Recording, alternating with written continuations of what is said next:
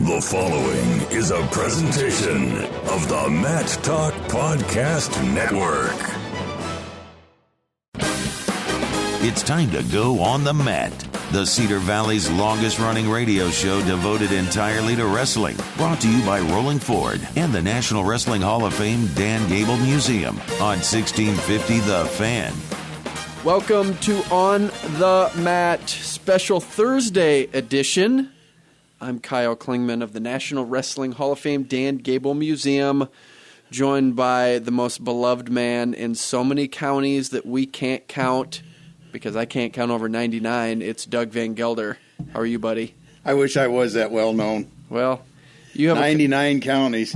That covers a lot of good people. It does. I don't know if you're as well known up in the northwest part of the state. Well, sure, that's where I'm from originally. Northwest?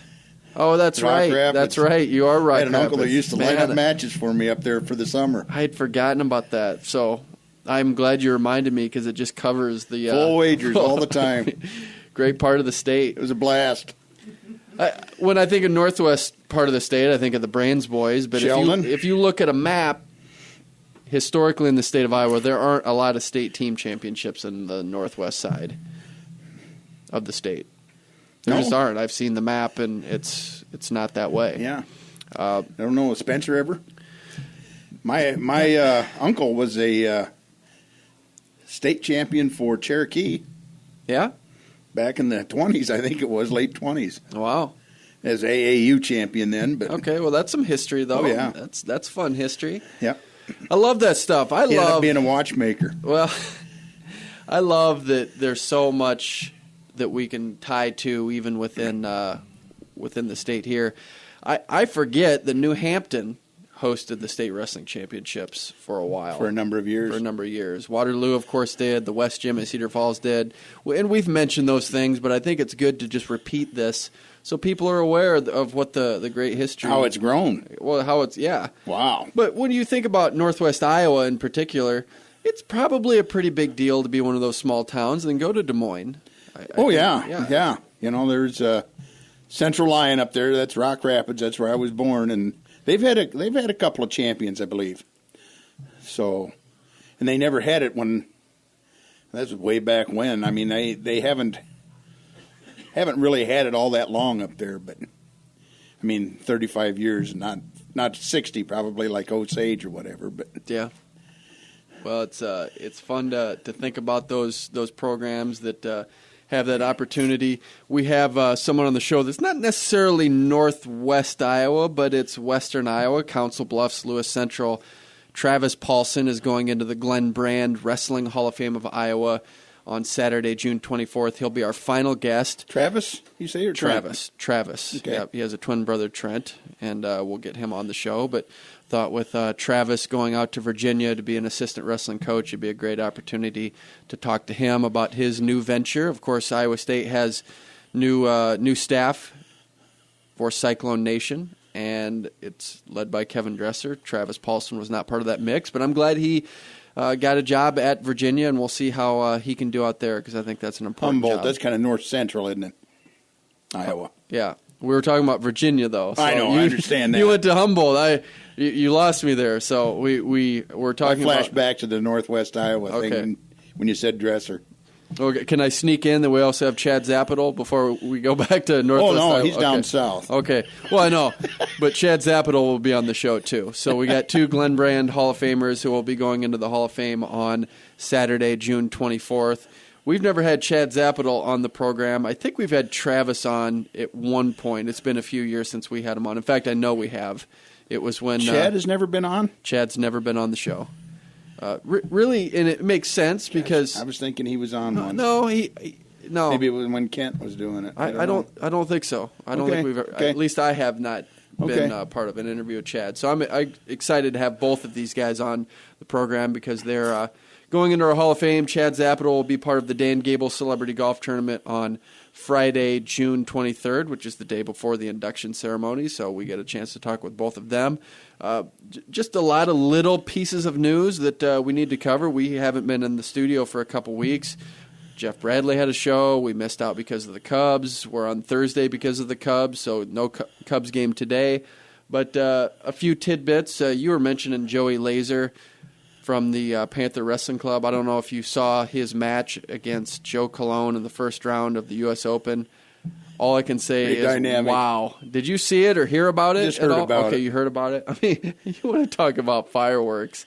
It was just so much fun to watch. They just went back and forth. It looked like Joe Colon was going to kind of put it away early, and then Joey Laser looked like he might put it away. He was up by 6, and then Colon ended up getting the fall in the second period. But it's what you would want out of a wrestling match. And just based on how those two guys wrestled. And what's neat about it is they were part of that Murderers Row for a while, where they were part of Dylan Peters, Joe Colon, Joey Laser. They were part of that great era that they had the undefeated dual meet season. Dual meet season, yeah. That's what's going to always... Anytime you mention either of those guys now, that's what I'm going to think of. Yeah, and you're right. And they were both All-Americans that year. Yep. Colon ended up getting third that year, came in seeded number 1, had a big pin over Tony Ramos at the Midlands that year. So a lot of fun. That was probably the most fun I've had in recent memory, at least in the Schwab era, watching a team wrestle, because they brought it. And when you watched Joe Colon and Joey Laser back-to-back, you knew you were going to have fireworks. You knew you were going to have fun. And then we got to see them wrestle each other. So they did not disappoint. They had fireworks all the way across. Congratulations to Kyvan Gadsden for winning the U.S. Open title, yep. Yeah. And so I want to get your philosophy on this.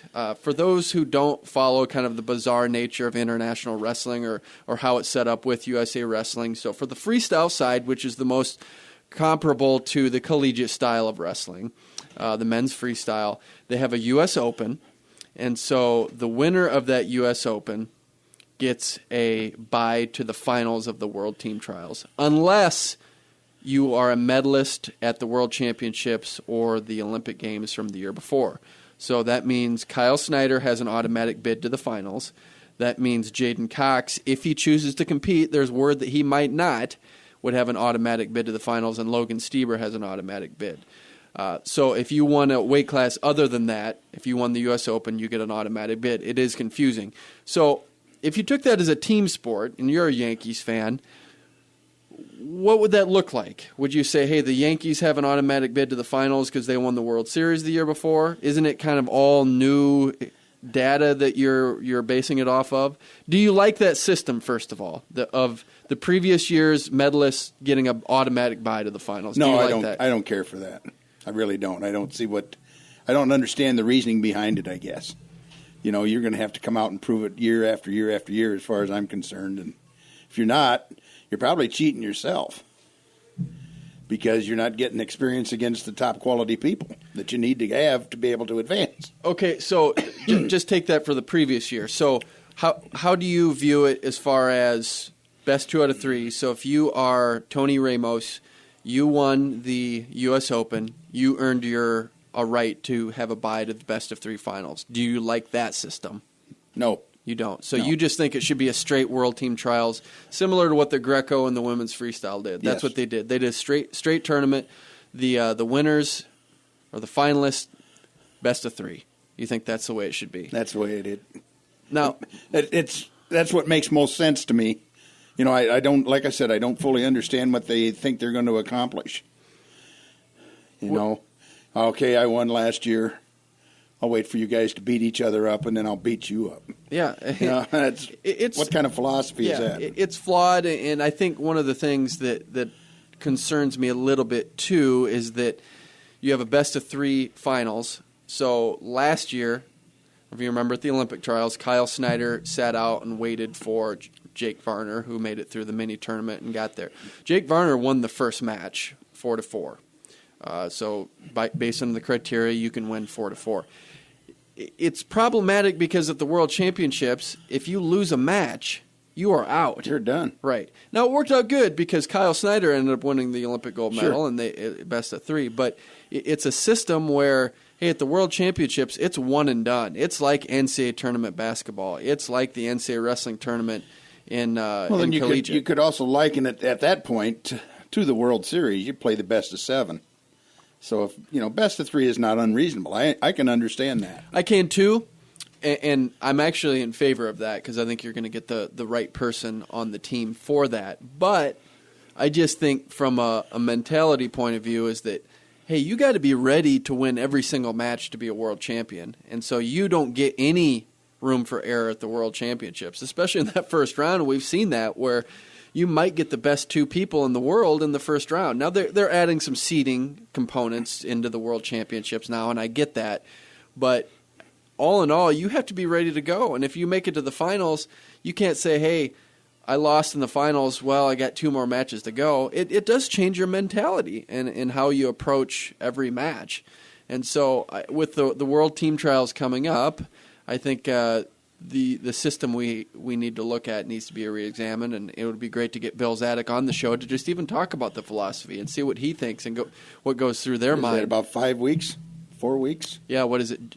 Middle of June. Yeah. Yeah, June, I think 17th. I don't know the exact date, but I was thinking 10th or 12th, but well, we'll figure it out. We'll get to that. It's going to work out great. It's in Lincoln. Yeah. So you get to go. I get the best of all the worlds. Yeah, you get to go there. World champions team, granddaughters. Yeah. I know where to eat. I got her made. It's going to be nirvana. Well, it works out great for you. Another topic that I think you'll want to chime in on is that high schools now have the option of a singlet or the compression shorts and a shirt. And so I like that. Well, I do too. And what I like is that it's an option. I do like the traditional singlet. I like that better, but I think it's great that there is that option for high school kids, and the idea is that it supposedly deters kids from going out because they don't like the tight singlet. I think it's going to take a few years for us to see if that really plays out, if that increases participation. But I think it's a good start, at least in the interim. Anything about the kid supplying his own leg bands? Well, I knew that would come up from you. I actually did know that was going to come up from you. I don't have any further information on that. Oh, darn. All I know is that there is this option. And I liked this tweet from Beth Phoenix, who we actually had on the show. She was a professional wrestler who wrestled in high school. And so we put out the article that high school wrestlers get new uniform option. Is the singlet down for the count? The Washington Post actually had this as an article. Beth Phoenix put a tweet out, giving athletes a choice is fantastic, and yes, the iconic singlet should remain an option. This shifts focus to the sport and not one's body image. I agree with her on that. I think that's good insight from her, that now we just get to focus on the competition, and if you do want the compression shorts and shirts, I think that's a viable option. Yeah, I like that. I'm glad to hear that. I didn't know that. What would you have worn? You wouldn't believe what I had to wear. I wore tights. That's what the standard uniform was. Yeah, it was for a while. And you had a pull-over top that you had to button through your crotch, and then you had the shorts on top of that, and your stockings or whatever you call them, leggings. Right. So it's come miles and miles ahead. It has. It's from changed what it a lot. used to be. It's changed a lot. So and you used to have to wear a cup. Yeah. Well, there's been a lot of changes. I mean, horsehair mats, tights. There's just been a lot. Wrestling matches used to take place in a ring, and then it got too expensive. So we've seen a lot of changes in the equipment, and technology has certainly been our friend. Yeah, it's gotten a lot better. Hey, let's finish up on the U.S. Open. I don't know how much you followed, but the big match everyone's talking about. Hopefully people saw that Jordan Burroughs beat Kyle Dake in the finals. It was 2-2. Some controversy there with putting Kyle Dake on the shot clock twice. I don't know that he necessarily deserved that. But let's be honest, Doug. When you are the reigning champion or have 4 World and Olympic championships, whether you want to admit it or not, the officials are on your side. They are absolutely on your side.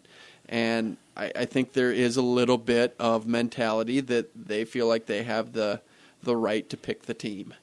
And I don't know if it's going to transpire that way, but Jordan Burroughs now gets to sit out, and that is a huge advantage for him, not only competitively, but just going through that. He gets to sit out, and he gets to wait for the winner of that. I think that there are some things that even Jordan Burroughs would say that he needs to clean up on and get more offensive. I didn't see a lot of shots out of him. He didn't score a takedown. He scored 2 points off of Kyle Dake's shot clock violations.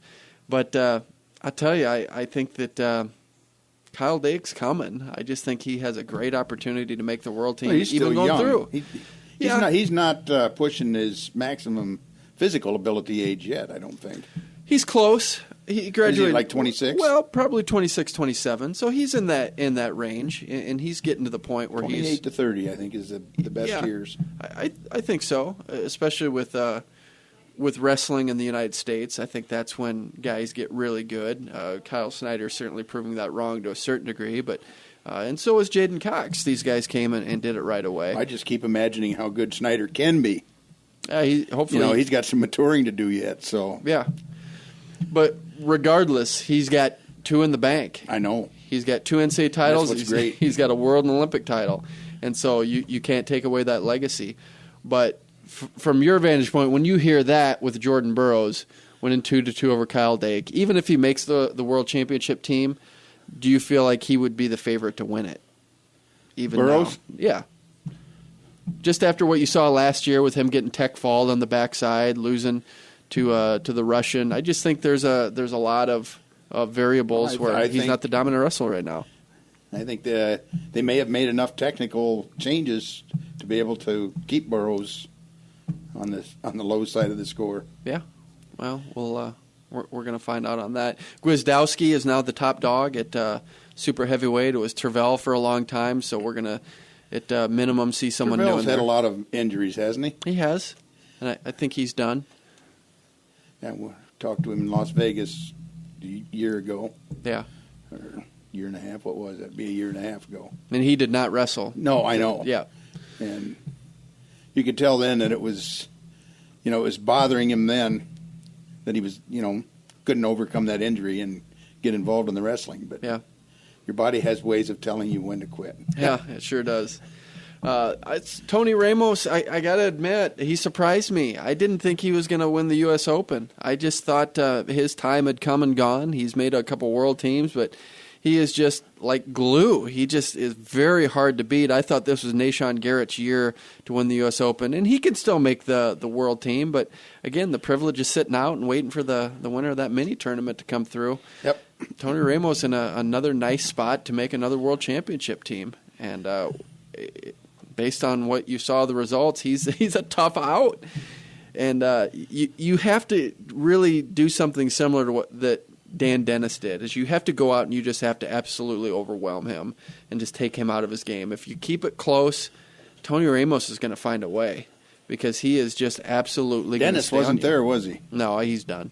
He's done now. He's done, yep. So we have that to look forward to as well. We could break down a lot more with the U.S. Open, but we need to get to our first guest. Chad Zaputil was a 3-time finalist at the University of Iowa at the NCAA Wrestling Tournament, also a 3-time Big Ten champion.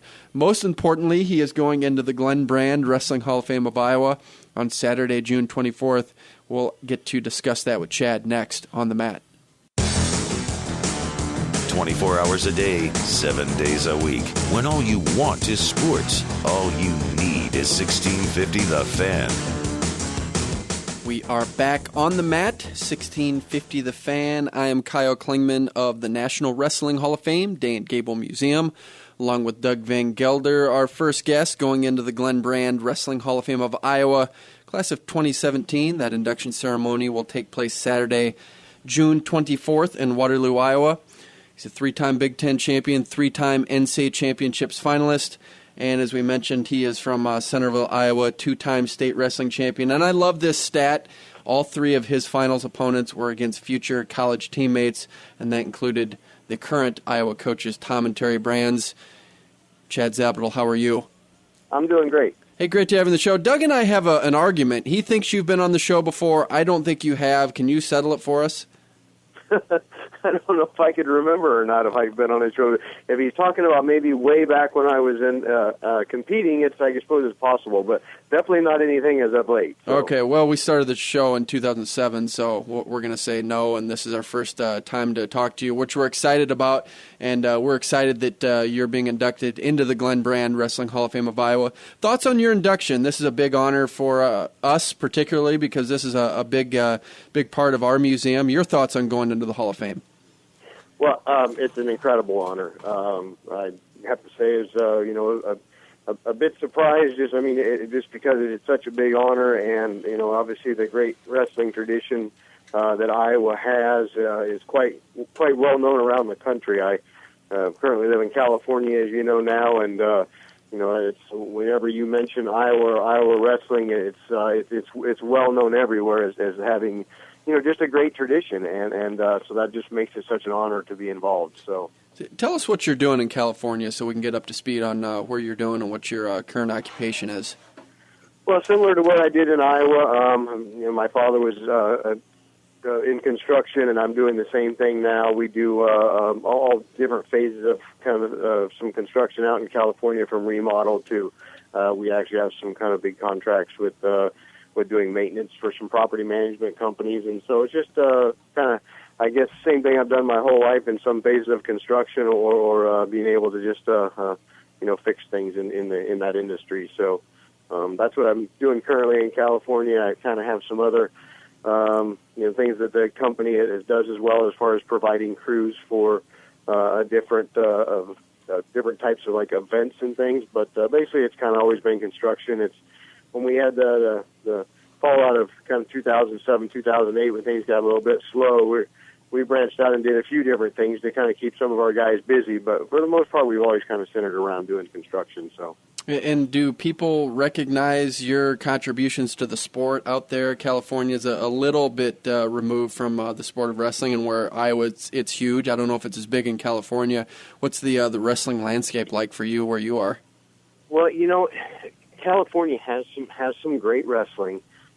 It's such a big state. There's so many millions of people here. You're going to run across a little bit of all gamuts. You're going to run across people that definitely know wrestling, and they definitely know Iowa wrestling, and they definitely know the sport.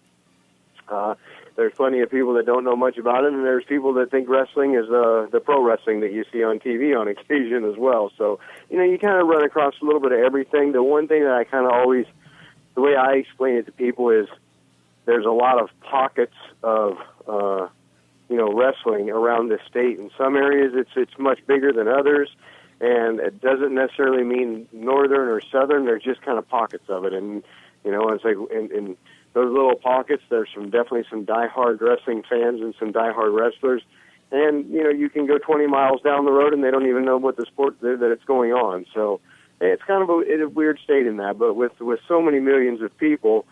There's some tough kids that do come out of here, and as of late, my work's kind of been so busy, I haven't had a lot of time to be involved in it too much. Maybe catching a meet once in a while. But I have worked with some different wrestling clubs and kids and wrestlers of my 20 years out here. So, it's kind of just depending on how much time I have to really kind of still be involved in it. So, do you know some of the big names in the sport right now? Larry Owings, who beat Dan Gable in the finals, he stopped by the museum. He didn't even know who Jordan Burroughs was. Do you know who some of the top guys are? Oh, sure, okay. Yeah. I still definitely. The internet is a great thing, and I'm able to keep up with a lot of stuff very easily with that, and I keep in touch with a lot of my old teammates and so we always kind of keep up on some of that stuff. And in fact, there's a couple kids wrestling in college now that I trained with as they kind of grew up a little bit out in California. So it does happen, and I try to kind of at least keep a little bit of abreast of what's going on in that stake. So. We are on the mat with Chad Zaputil, 3-time Big Ten champion, 3-time NCAA tournament finalist at 118 pounds. Had a career college record of 109, 8-1. And I like this, that he was a 2-time state wrestling champion for Centerville and a 3-time state finalist. And I want to talk to you about this. You wrestled Tom and Terry Brands in the finals of the state wrestling tournament. Did you guys talk about that when you were in college, that you guys were you faced off against each other? Was that some bragging rights there? I don't know. I mean, and then I wrestled Stryker in the finals, right. All of which every single person ended up being my teammate in college, and I think that's kind of a testament of just what was going on at Iowa at the time. Our room was so deep in talent and just the tough wrestlers that kind of came out of the state. It really was In fact, one of the years we had more All-Americans returning to our team than we were going to have spots. We had 11 returning All-Americans and 10 spots to fill, and that's kind of just a little bit of the way it was at that current time, under Coach Gable. And it wasn't something that was definitely not talked about, because I kind of feel like everybody there, yesterday was yesterday. It's what's, today and tomorrow is kind of what's going to happen. And I think that probably definitely made some competitiveness in the room, and just like it did with any people in the room, everybody was pretty much, most of the people coming into there were state champions and had a lot of accolades coming out of high school. And I tell you, when you went into that room, it was like starting all over again. There was, Olympic champions and people that had placed in the worlds, and it was just so incredibly such a tough room that man, you came in there after thinking you were pretty tough, and when you first got into that room, I think there were probably days you were just hoping to be able to sneak a takedown in. Well, do you remember what it was like? That's kind of what made it the way it was. What was it like wrestling Tom and Terry in those matches? I mean, and then going into the college scene, I'm sure you have great stories about wrestling them in practice, but did you know they were going to be that good when you wrestled them in the state tournament finals? I don't. Obviously, I think definitely. I think everybody, thought that they were going to be good. I don't know if you ever really kind of. It's hard to really kind of look ahead and just know how good anybody was. Was really going to be. It's.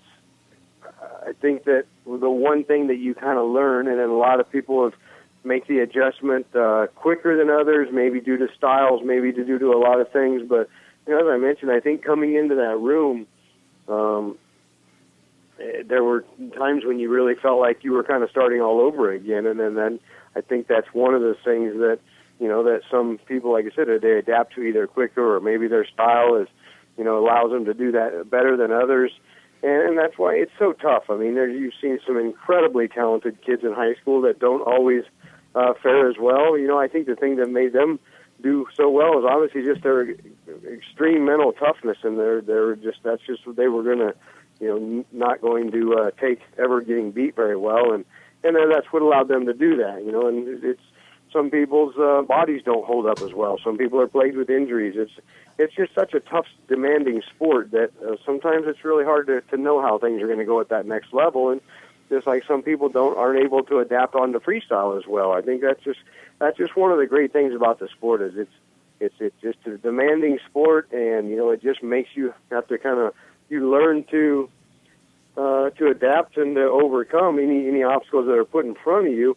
And then sometimes people are doing it at a little bit different pace, or a little bit different speed, or like I said, maybe even their bodies just hold up differently. So, did you like that role of being that igniter, of being the first person out of the gate and starting things off for Iowa? Because that's what people know you as. Those were great teams when you were winning championships. The years you were starters and made it to the finals of the NCAA tournament, you won the NCAA tournament every single one of those years. Did you like being that guy that started things off?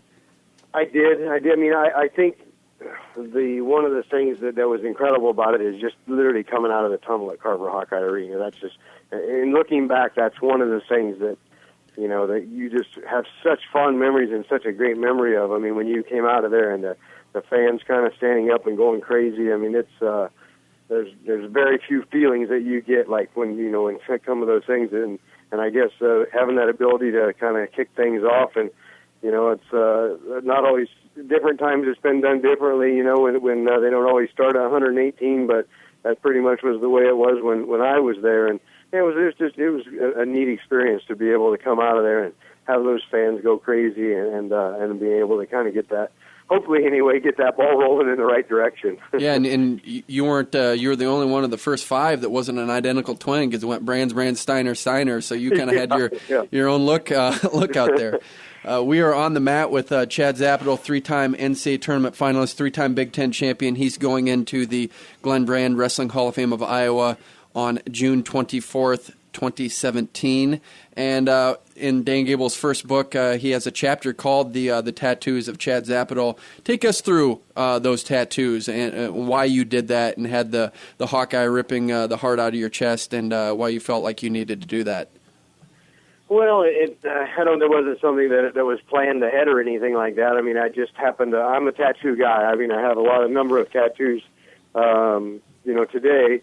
and I happened to have a herky that was the wrestling hawk that was put on my chest, and after a few years there and not being able to realize my biggest goal there, which was to become a national champion, which definitely that was a painful kind of thing to have happen. And I think that you learn from those things, and you learn ways to get past. And like we said earlier, you kind of learn to pick yourself up and move on no matter what. But it was a painful thing, and so one of the ideas that I had at the time was to basically instead of having the wrestling hawk kind of be there, is having the hawk pulling my heart out of my chest. And that's just kind of one of those things that kind of feels like that's a little bit what it does to you at the time, just due to the fact that you spend a lot of years and a lot of time, working simply for one goal, and that's to reach that ultimate goal of being a national champion. And when you don't reach that, it definitely makes you leaves a little hole, where that was at before. And so I think that was kind of the big part of what it was. And I still like it to the day, and I still also,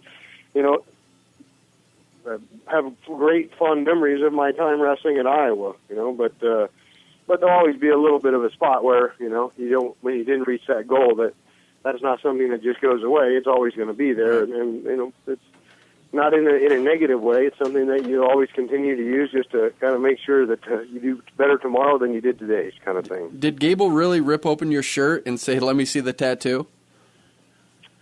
Gosh. Because he says he did. Many things with Gable. I'm not sure if I could tell you exactly how any of those kind of things, happened as far as Gable is definitely such an incredible mentor to all of us, and it's to this day, he's just one of those guys that is what he says and does means a lot, and I still keep in touch with him to this day, just like I'm sure probably just almost all of his wrestlers does. I don't know how he really finds the time, really, but he's just such a great motivator and just somebody that can always kind of keep you grounded. And I'm sure we've had a few conversations on it, on just kind of how that all happened, and it's he's just that kind of a guy. It's just he's a great guy that he's not ever going to let you kind of sit down and sulk about things, and that's just kind of the way you learn there. It's like you don't sit and sulk on how things went yesterday. You just make it better for tomorrow, and I think that's something that you learn from wrestling in general. Such a great sport for everything from just teaching you discipline, teaching you goal setting, and how to accomplish things, and also just teach you that not always everything goes in your favor. And at least for most wrestlers, there's very few that have ever finished their career entirely undefeated. It's just one of those things where it's for pretty much about everybody. At some point, it teaches you that when things don't go wrong, you get back on the horse and get ready to go again. So, well, does it mean a lot that Dan Gable has publicly said that you're one of the special wrestlers he's had, and he said he has a lot of special wrestlers, but he said you have a special place in his heart. That has to mean a lot to you. Absolutely, and I think one of the things is I think that maybe unfortunately, and maybe sometimes things happen for a reason. I think a little bit of that is the fact that just the simple fact of kind of what some things mean, and when I didn't realize my complete goal, it's painful. He knows that, and he's been through that, as everybody knows his story and what he did to kind of overcome his loss. And I think that there's always probably maybe a little bit of that situation where he just kind of knows what you're going through, such a kind of thing. So when you think back to it, is it still rewarding now to make the finals 3 times in a row and reach that pinnacle and be on the raised stage? Well, it's there's no doubt. I mean, I just look at what my accomplishments, and it's an honor to have been able to even have the opportunity to do it. It's been an honor to do it. It's been an even bigger, looking back, it's still, I don't think it doesn't change at all. Still would have been a lot better if I would have been able to reach the goals that I wanted to reach. But I kind of look at those things as those are the things that's made me who I am today. There's obviously, you can't sit and think about, I wish I should have, wish I could have done this, should have done this. kind of thing. That's in the past. You move forward, and there's probably not very many people that would tell you, oh yeah, I'd like to go back and lost matches that I won. Right. It's just I'd like to definitely had won matches that I lost. Those are, in high school and college, I think I had, I don't know, just say 250 matches. Nobody remembers the ones that they won. You remember the ones that you lost. That's just kind of the way it is. So. Yeah. Well, it's been a lot of fun having you on the program. Again, you are coming to a couple events for us. The Dan Gable Celebrity Golf Tournament is Friday, June 23rd. You're playing as a celebrity in that. I think your dad is bringing up a foursome, which I think is going to be a blast. He's going to be playing with you. And then the following day is the induction into the Glen Wrestling Hall of Fame of Iowa, which I think we have some good family contingent from you from Centerville. So congratulations. We're excited to have you come back from California to Iowa.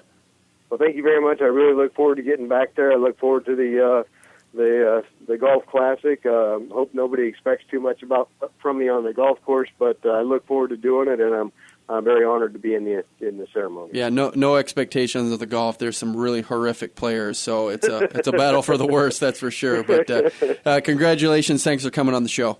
All right, thank you. All right, that was Chad Zaputil. Fun talking to him for the first time, Doug. We finally got him on the show, and he verified that.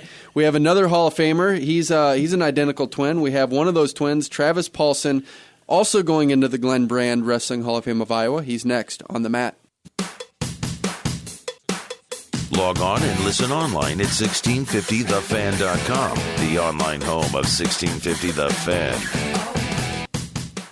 We are back on the mat, 1650 The Fan. I am Kyle Klingman of the National Wrestling Hall of Fame Dan Gable Museum, alongside Doug Van Gelder. We have another Hall of Famer. He's also going into the Glen Wrestling Hall of Fame of Iowa. That induction ceremony is Saturday, June 24th. We had a Hawkeye, now we have a Cyclone. Travis Paulsen was a three-time All-American for Iowa State, member of the Freestyle World Team in 2010, and a finalist at the 2012 U.S. Olympic Trials at 185 pounds. We were talking about the western side of the state. Three-time state champion for Council Bluffs, Lewis Central. Great high school record, 172-3. Travis Paulsen on the line with us. How are you, Travis? Doing great. Thanks for having me. Hey, congratulations. You're going in with your identical twin brother, Trent Paulsen, so this is always fun when you can have a brother combination. Congratulations on this award. Thoughts on going into the Hall of Fame? I mean, it's just a great honor to be inducted in that. I looked at a couple of the inductees, and it's just to be named among some of those guys. It's hard to believe sometimes, and it's just a tribute to the great coaches I've had along the way and great family support. And it's just, I'm excited about it. My brother and I are both pumped. Do you ever think about this kind of end game when you're competing, that this might happen? Or are you so locked in this never even crosses your mind? No, it never really crossed my mind. It was more just kind of the mindset of always evolve. Every match you always find one thing to get better. And when you don't look down the line, you take it one match at a time and keep it simple. I think things just kind of fall into place. Well, you are from Council Bluffs, went to Iowa State. I've always been interested in what went into your choosing Iowa State when there's so many options. You were very close to Nebraska as far as just proximity. You had that as an option. Iowa as an option, Northern Iowa. You had some great choices. What made Iowa State the right fit for you? My brother and I, we loved it because a big part of it was Bobby Douglas. I think the year prior he was on the Olympic team staff for coaching. Kale was going for his fourth NCAA title. He just brought in a monster recruiting class. And when we got out there, the studs that had just came in, we really clicked with, and we believed in Bobby Douglas's leadership. And then with the talent he brought in, we knew we could do special things. And was it did you see in hindsight that it was the right fit? Are you glad you had that leadership from Bobby? Yeah, for sure. Bobby's he's a class act, and he's one of those guys that there's no gray area. He's real high. He's a man of character, and just someone to be able to rub elbows with. He just rubs off on you in a good way, and I mean, it was a great decision for us. What was that transition like from Bobby to Cale? One thing I really liked about Cale was the standard he kept for if you're going to wrestle for Iowa State, you better wrestle to score points. And he really sold wrestle for bonus points. And if you're not wrestling for bonus points, you're not doing it right. And so it's kind of every second was an opportunity to score more points. So Cale was big on the philosophy of wrestling to dominate, and Bobby was one of the best technicians. It's like when he wasn't coaching, he's watching film of 1980, 1990 World Championships, breaking down.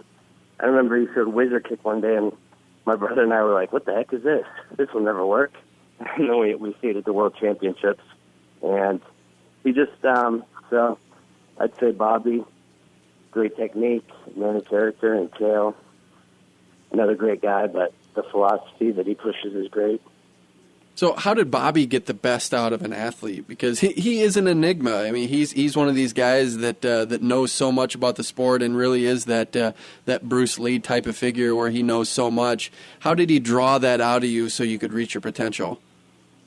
One great thing Bobby Douglas has always done that I didn't realize was such a great thing until I've been around other coaches.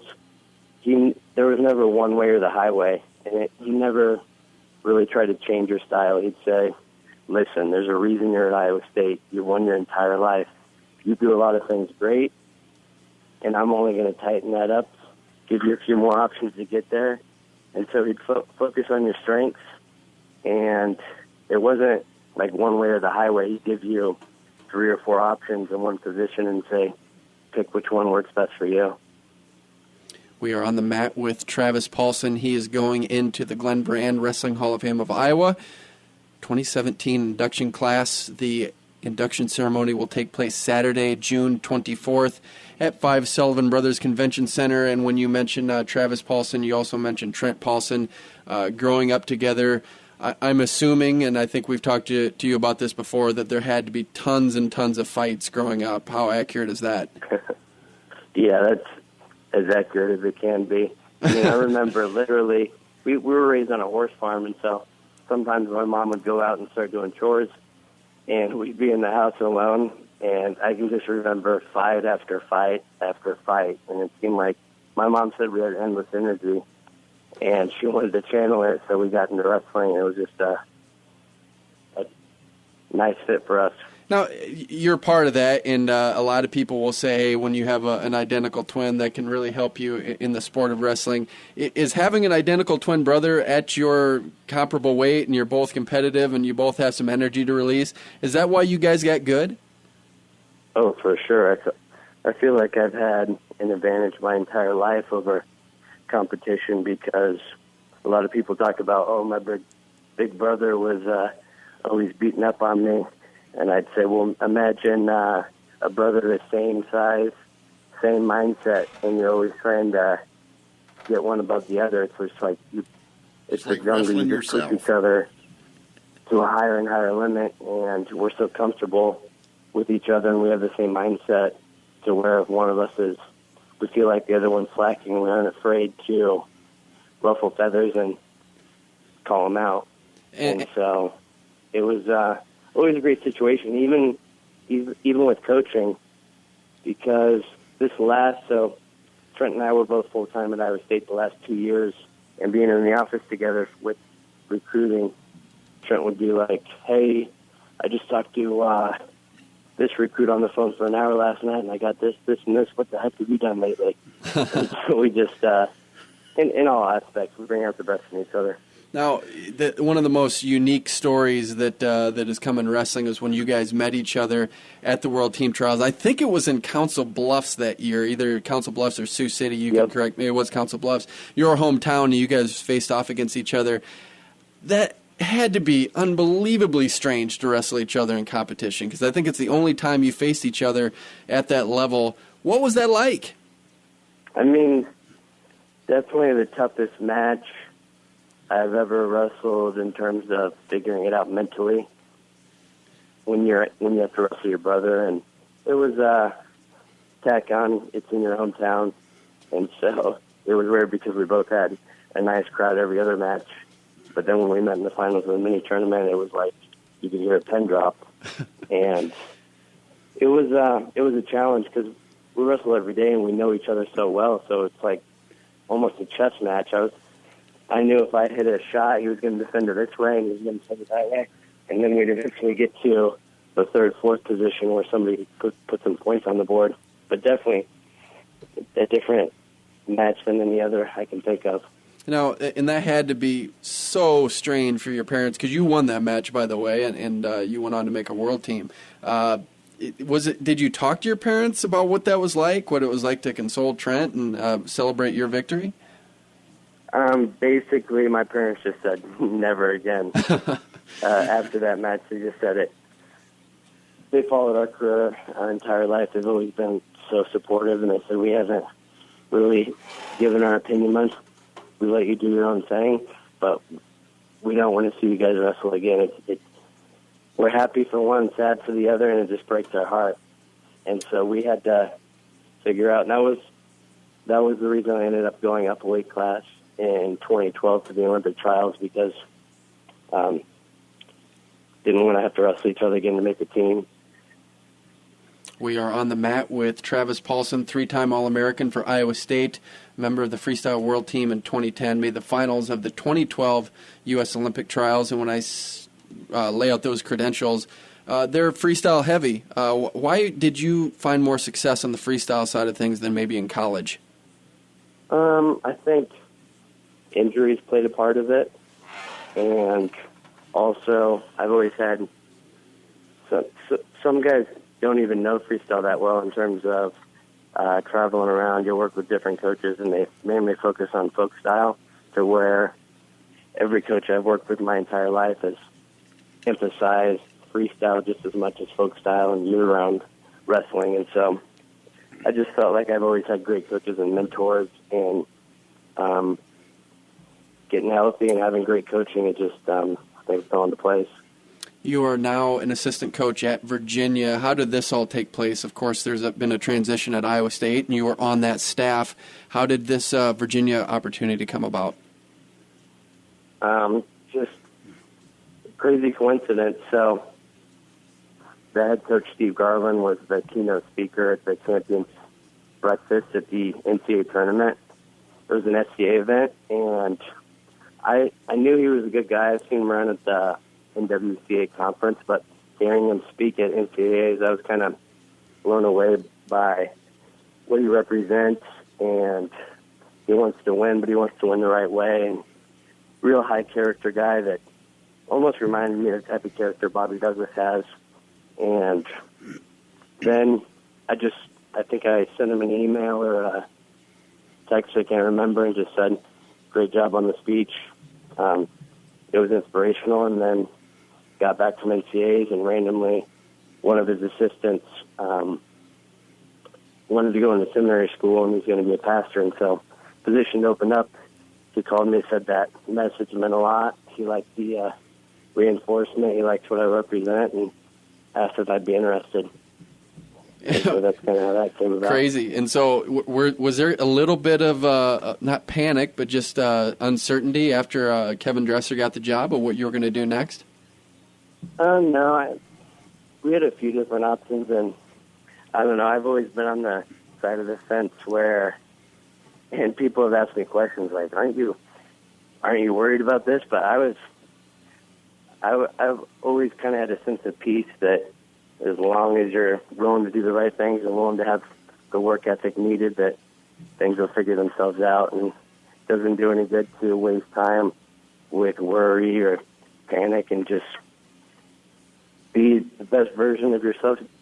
Be the best version of yourself you can be, and just keep doing it day by day. There's never really a panic feeling. Do you like being out there? Good fit so far? Yeah, basically, I didn't know how interested I'd be. I just knew that I liked what Garland represented, and so we were out there, checked it out, and I had no idea what they offer academically and how they're a top public school in the country, and the administrative support they have, and how they want to build their RTC.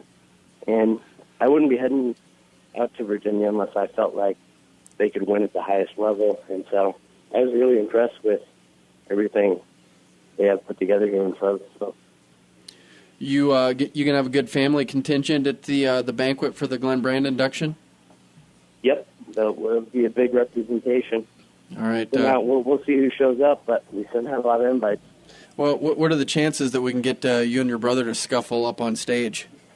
As long as you get the okay from my mom, we'll be good to go. So I got to get permission from her. That's a good way to do it. I think that's good. But hey, congratulations! We're excited that you guys are both going in at the same time. It only makes sense. Just a great career, a great representation of the state of Iowa, and excited to have you coming back from Virginia this time. So congratulations, and we really look forward to seeing you soon. Thanks so much, and really appreciate you thinking about this phenomenal. All right, we appreciate it. We'll see you in just over a month. Thank you. Looking forward to it. All right, that was Travis Paulsen, and I liked what he said there in particular, that he didn't panic. He just knew things would work out, and he had the credentials and the background. I've always liked those guys. Well, yeah. You know that. Well, I know you have, and he actually took over for Kevin Jackson as the interim coach just there for a few weeks after Kevin decided to step down and had that role. But I think the consensus would be that he still is a Cyclone for life, still has a lot of great experiences there, and has a unique experience in that he had Bobby Douglas and Cale. Yeah. And I think not many people can say that, and he has a unique insight from that point of view. It's been fun having on you, as always, Doug, but Chad Zaputil and Travis Paulsen. This has been On the Mat, 1650 The Fan. You've been listening to On the Mat, the Cedar Valley's longest-running radio show devoted entirely to wrestling. Brought to you by Rolling Ford and the National Wrestling Hall of Fame Dan Gable Museum on 1650 The Fan.